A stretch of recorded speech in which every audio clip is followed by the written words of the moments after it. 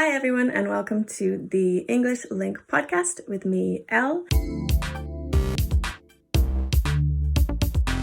Don't forget, if you are learning English, you can study this video as a lesson on Link. I will put the link to that lesson in the description. And also, if you're listening on any other podcast platform, don't forget to give this episode a like. So this week, I'm joined again by Link team member Shelby. How are you, Shelby? Hi, Elle. I'm doing great. Thanks. How are you? Excellent. I'm good, thank you. I'm good. And doing well is... wellness is the topic of this week's episode. I thought it would be interesting if we chatted about something that we're both really interested in at the moment. The whole self-care, setting goals for wellness for 2021. Because of course, 2021 is difficult and 2020 was difficult. So it's good to have maybe a plan of action to keep yourself sane and well. and I know that we talked before about a really inspiring kind of plan of action you have for 2021. Oh, well, thank you. I'm glad to hear that. I was also really inspired to hear that you decided to quit drinking. And you told me that I think in December, we chatted about that. And I've been hearing other people doing the same. And admittedly, I started making more of a habit out of drinking in the evenings during quarantine last year. And so it's been on my mind. So that's one of the habits I decided to implement for 2021, to not drink at all. Wow. Okay. How's it going? So far, so good. Nice. I haven't really wanted to drink. Oh, great. So the habits that I'm focusing on this year are meditate for 10 to 30 minutes every day. Do yoga every day, which usually takes me about 30 minutes, and go on a decent length walk, at least 5,000 steps. I'll try to aim for 10,000, but it's not realistic all the time because it takes a lot of time. Right. Was that all of them? And then to work out 3 times a week. So the drinking part, I think, is one of the easiest. It's just as soon as you know you're not doing it, it's just not an option. You don't really have to think about it. I don't know. What about you? Do you have a similar experience? I stopped drinking in November last year, and at first I was great. I surprised myself by not wanting to drink at all for months. Even Christmas wasn't as difficult as I thought it would be. But over the last maybe 2 weeks or so, for some reason, I don't know, maybe it's, when things get a little stressful, work's been a bit stressful, intense, I have wanted red wine for sure. Yeah. Yes, I have. Yeah, my husband is drinking still. He doesn't drink a lot, but he does have a glass of red every now and then. And when I see that over the last couple of weeks, I've felt that I want one. I haven't had one, but I think, I don't know. I've never given up alcohol for a long period of time, except for when I was pregnant and breastfeeding. But that was different. Like, I had that motivation. It was like almost my mind flipped a switch. It's like, no, you can't. So there's no such thing as desire for it, because it's just, you just know you can't. But obviously now I can if I want to. Right. I choose not to. So I'm at war with myself, kind of thing, which is always hard. Yeah, I mean, you're just relying on your willpower at this point. And yes, I've read about willpower, and it works like a meter, so like if you use willpower for one thing, you're then later that day you have to use it for something else, you're gonna your meter of willpower is decreasing. So it's a good idea to not try to just rely on willpower for multiple different things all at the same time. Like if you were also trying to, I don't know, stop consuming sugar or gluten or like one of those other foods that are pervasive and really addictive too. I've read that it's like not really even advisable to try to do that all at once, just because you're relying on something that is, I guess I would say that it's, okay, I want to like run this back a little bit to when I said, you're relying on willpower, which it comes from the glucose in your brain. So like, especially when it comes to food stuff, like you need to eat and eat well to like have the glucose that you need to have the willpower to fight off whatever it is that you want to avoid. So anyway, all of it is just to say that, especially when you're around it, that's when it gets, I think, particularly challenging. Yeah, for sure. Have you found that you're eating sugar more or salty snacks more instead of the alcohol, or are you okay so far? So far I'm okay. I eat sugar. I love salt and salty snacks. So I, have certain things around the house that I can have, like popcorn, and sometimes like some like kettle chips. But I kind of like, I'm trying to develop a habit of eating like certain foods. Like, I'm just going to eat foods consistently. Like I know what I'm going to eat throughout the day. So then I don't really have to have that like negotiation with myself. That does get boring though. So you have to like, or in my experience, you have to sort of like switch things up on a routine cadence. But for example, a big item that I have every day is a smoothie, and it's really big. I have it right here in this beautiful America cup that I got for $1 at a thrift store. But yeah, it has frozen mixed berries, frozen spinach, a full banana, a scoop of vegan protein powder, and like coconut oil, hemp seeds, chia seeds, and sometimes I'll put avocado in there too. So it's like very filling, it's tasty, it gives me a lot of nutrients that I need in the day. And it lasts for it kind of depends on the day, but it might keep me full for like 4 to 5 hours. And so that's a good chunk out of my day where I don't have to feel like, oh, I'm hungry and I'm busy at work too. Like, what am I going to eat? I want to have certain things on hand, so I don't have to think about it too much. Right. And that packs a really like fibrous punch too, all those vegetables and fruits, right? That's great. Yeah. I mean, I recommend it. What about you? I mean, you've been doing you've been sober longer than I have. So are you finding that you're like kind of compensating with certain snacks or other vices? Yes. At first I wasn't. And I knew it was too good to be true. Within the first 2 months, I was like, this is easy. I'm doing really well, I lost some weight. I was feeling definitely more energy, able to sleep better.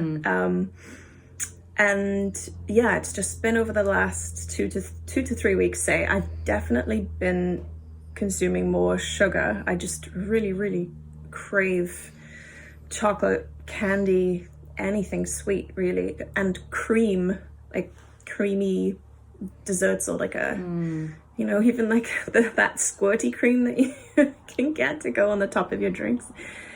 I'll just put that on some fruit, so that's good, I guess. But I'm definitely eating more sugar, which is bad too, because I haven't been to the dentist in a while. My dentist isn't accepting patients for cleanings, just like emergencies because of COVID. And so I haven't been for a cleaning for a while, and I know she's going to be disappointed. Yeah. when she gets in my mouth. Well, keep flossing, to try to stave off. I do floss, so that's good. Very good. I know you have a dentist in your family, so maybe you're better about dental hygiene than most. I try to stay up on my flossing habit, but I'm not very good at it. But that's interesting to know. It's a tough one. It's interesting to hear about your experience because I'm only 3 weeks deep into like my healthy lifestyle, and I was thinking the same, like, oh, this is easy. So it's good to be forewarned. It may stay easy. It may stay easy for you. You know, everyone's different, but I'm definitely finding that I mentioned this to you before. Instagram accounts. I don't think you're on Instagram though, but wherever, you know, Reddit or wherever you're active. These sober accounts are such great inspiration. There's everything from mocktail recipes to, you know, those little affirmations, ideas for quit lit, which is, as you can imagine, literature about quitting alcohol. Okay, that's great. Quit lit. I read a couple of books, so it's good to have a community or even a person, I find, with this kind of goal where you can look every day, can connect with every day, and just remind yourself, okay, yes, this is hard, sometimes it will be hard, but I can do it, and I should keep doing it, because why not? If it's what you want, you know, your good self, your higher self that knows what's good for you wants it, and then there's your self that wants that quick relaxing fix or whatever, you know. Right. They're fighting all the time, so. Exactly. Yeah. So what'll be the first thing that you do when you are feeling a craving? Like, do you go for the like whipped cream dessert on fruit, or go for the sober Instagram page or something else?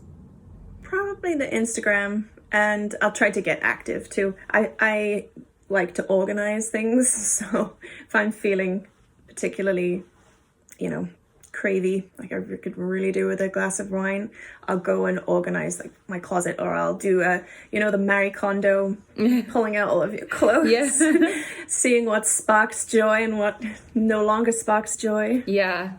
Getting rid of those things. It always improves my mood, because I feel like, I don't feel in control because I want something that I'm trying not to have, that craving. And so doing something like organizing makes me feel in control again. And so that's the first thing I try. Yeah. How about you? When you have a craving, what do you do to fight it? I think... I guess you haven't yet, though, right? Yeah, no, I mean, I haven't necessarily... Like, I've had the thought cross my mind, like, oh, I want a beer. You know, even just like straight up forgetting that I quit. So like I went to the fridge one time and I was like, wait, I'm not doing this. So, it's kind of like a fleeting thought. But, you know, I'll have like cravings for other things that I'm trying to avoid, or, you know, my habits and goals just come down to prioritizing my health pretty much over like everything else. And as you know, that gets like boring. And so when I'm feeling like restless or like indulgent, I will try to get out of my head and into my body. So that means like doing one of the habits that I set out to do anyway, which is maybe doing some yoga or going for a walk, or I'll work out. I have like a little like home gym. I mean, it's just like free weights and a yoga mat and some exercise bands. So it's really easy to move around with. But I have found that like doing something physical will usually help reset me. And or journaling, like, because if I have a lot on my mind, if I'm feeling stressed, I will and my journaling has become totally digital, just because it's so much more convenient. So I'll pull up an Evernote on my computer or phone and just kind of start typing about like, what am I craving? What am I feeling? And just through that process, I'm sort of like venting, even if it's just to myself in a note.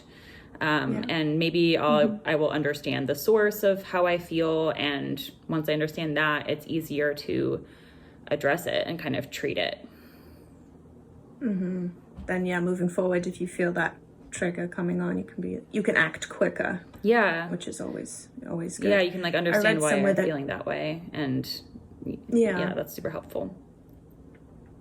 I read somewhere that a craving lasts 20 minutes typically. Oh, that's interesting. So if you can distract yourself or, get out, like you say, out of your head into your body.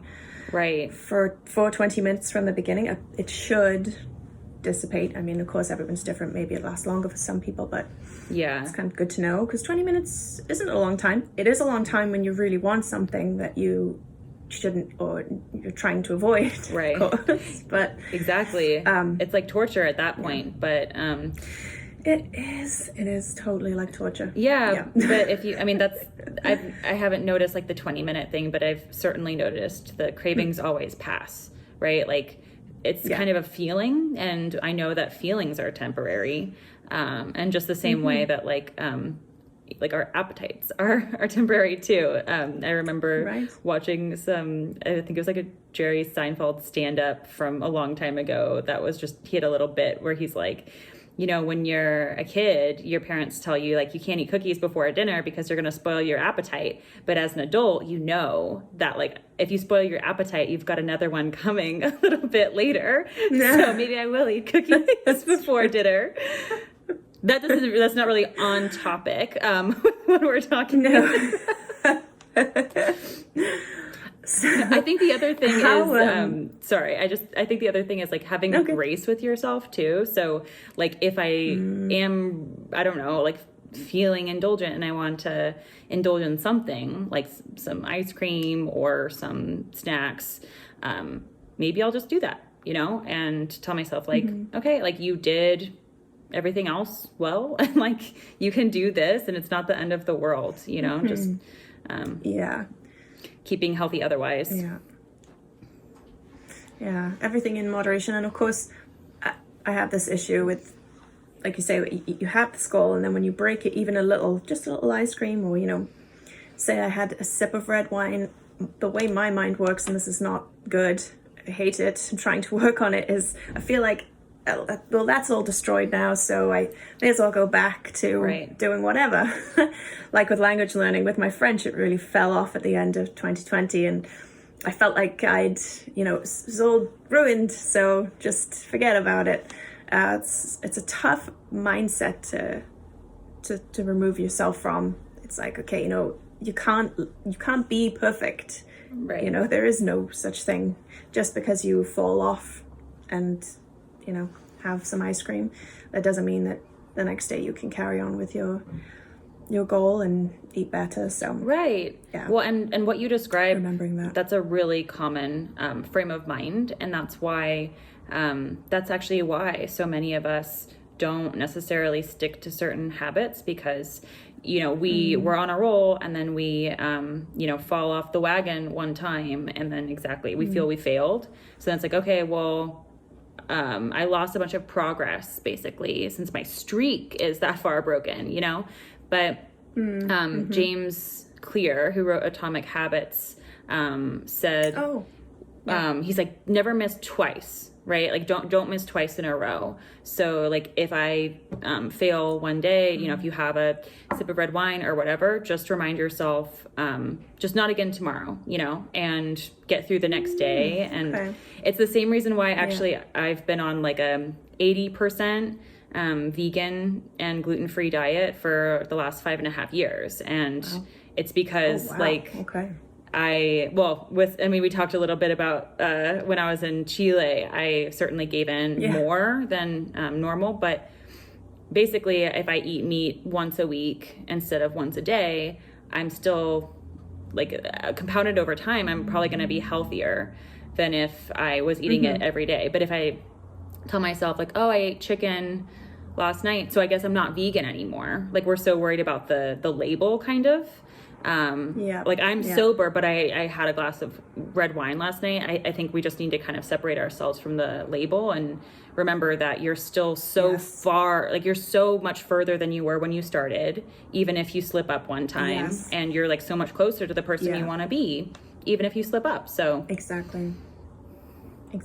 And just comparing ourselves, I find, to the you of last week, last month, last year, instead of anyone else, is really important and hard to do because we're so confronted with everyone's narratives these days with social media and just media in general, the internet. So yeah, that's a good one to remember for sure. And I've been having nightmares actually about drinking. So that's an interesting point you say. Yeah, I've had around 3 now, and in every one, I don't intentionally drink. I just drink and forget that I'm sober. And then afterwards, I'm like, oh no, I had a beer. I'm supposed to be sober. And I wake up like, oh, thank goodness. Yeah, I think it's silly because, you know, like you're really trying, like you're making a difference in your everyday life. And it's funny how that can appear in your dreams too. Oh yeah, big time. And I almost drank some of my husband's beer the other day. We both had the same glass. I have my fake beer, which is really good, actually. Oh, good. And he had a real beer, and I picked up his, and I went to drink it. He's like, no. Oh, nice. I go, oh my God, what if I'd had a sip? Like, that's it, done. Right. It's so silly, but sometimes we do that to ourselves. You know, it's like this black and white absolutist thinking that it's really not helpful. We need to be kinder and, you know, more. Absolutely. They have more grace with ourselves.